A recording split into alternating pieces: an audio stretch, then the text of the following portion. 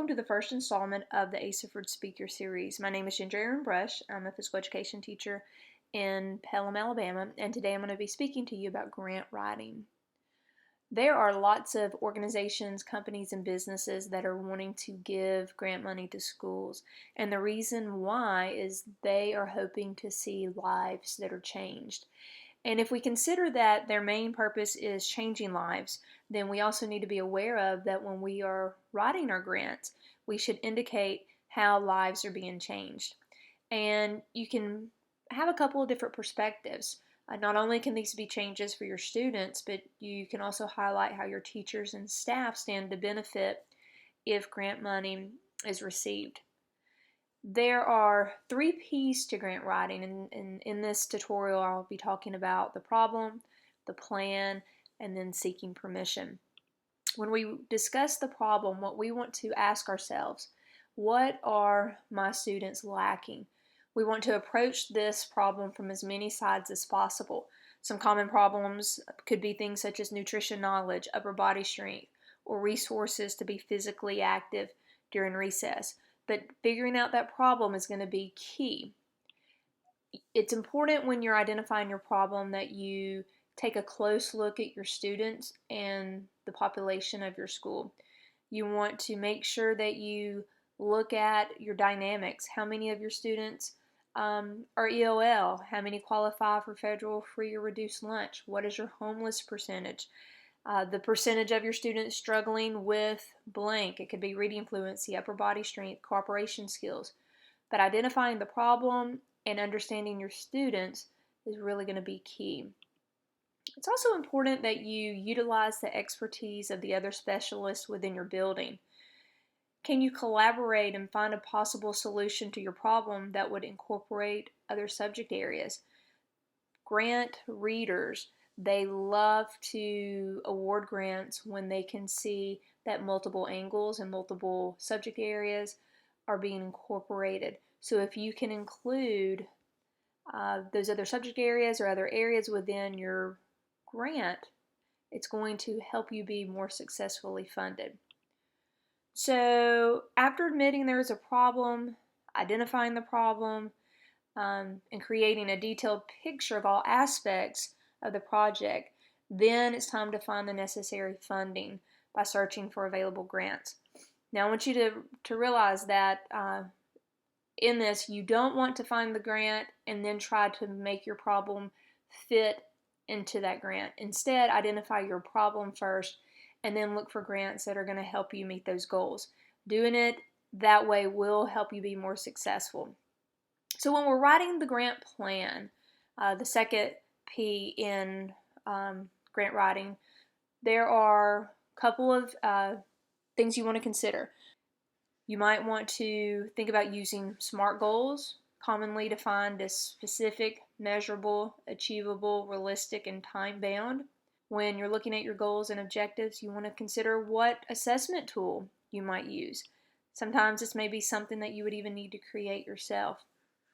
When you're looking at your budget, it's important that you're realistic and also always remember those shipping and handling costs. Sometimes those hidden costs can be overlooked, so make sure that you consider those in your budgeting needs. You also want that projected timeline. A timeline is going to tell the grant reader when major project milestones will begin. It'll let them know when there's an ending date during that entire grant's funding period, and which usually can be a 12-month period. Many times this is the place for the grant writer to include information about who's accountable for each activity and how you evaluate the program's accomplishments during that period. The third P in grant writing deals with getting permission. Now oftentimes this could be simply just a signature or a statement saying that your administrator is aware of the grant proposal. But I like to look at it in another way, is that this is a great way for your administrator to recognize you going the extra step, how you are really being an advocate for your program. Even if you don't receive the grant funding, your administrator will still see how you're trying to improve your program, and I think that goes a long way. It's also important to remember the bookkeeper in this process. The bookkeeper is going to be very important. Having a great working relationship with your bookkeeper makes it much easier when you need account statements and when you're completing purchase orders. So having a great working relationship and just keeping your bookkeeper updated and included is going to be important. I've got a couple of tips that I want to share, 9 tips. The first tip is for you to read through the application completely before beginning. It is no fun to spend a lot of time and effort working on a grant all the way to get to the end of the grant and realize that your project is not in line with the scope of their program. So make sure you completely read the application. Second tip, it's important to have someone to proofread, and you want to find someone who hasn't been working on the grant. Having a fresh set of eyes will catch any errors or typos that you and other teammates may overlook. Third tip, it's important and helpful if you can collaborate by bringing in other disciplines. If possible, use statistics to tell your story. It gives the grant reader a great idea or an insight of the population of your school, of the struggles of your school, of the accomplishments of your school, and how this grant funding can really be beneficial. You want to be clear and realistic. Don't be afraid to shoot for the stars as you are creating your grant proposal, but don't be too lofty. Be realistic as you are outlining your steps. It's important to read and study successfully written grants. This is going to give you a clear image of what possible grant writers are looking for. It'll help you get an insight of well-written proposals.